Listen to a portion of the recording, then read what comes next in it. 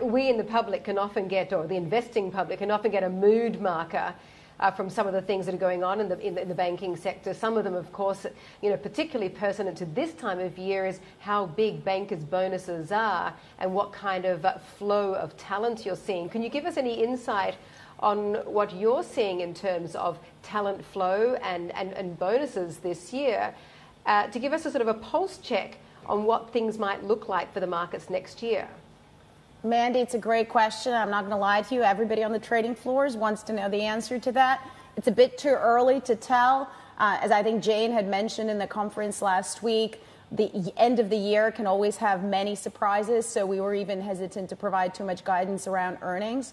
What I can tell you for sure is that we made a huge focus on our sort of VP and below pay. We've adjusted salaries. We've really focused on that sector. We think we have an opportunity to bring talent into banking from other sectors that have been maybe slowing down in growth. So a lot of our efforts around paying retention, at least from a markets perspective, have been focused on that junior talent and really attracting a very broad bench of talent.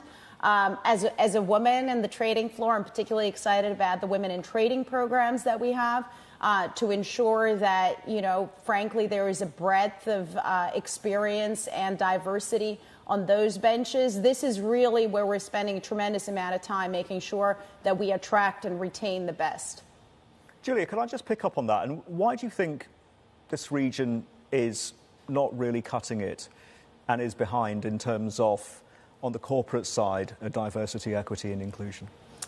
Well, I wouldn't characterize it quite as that. I mean, within our markets business, we have 38% of, officer title women. So yes, to be honest, that's kind of better than we have on trading floors elsewhere. There's geographic variability. It's kind of easier here, and I think there are a lot of reasons, including the investment of this government for many, many years in women's participation in the labor force.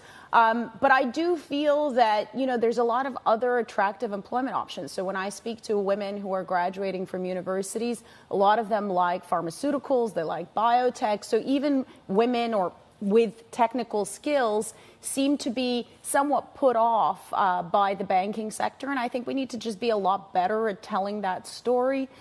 You can help us showcase some more of our female talent. But I think it is look, I've been in this industry for over 20 years, always on a trading floor. And I think it's a phenomenal environment to have a family and to grow a career. But it's probably less well understood than maybe some of the other sectors.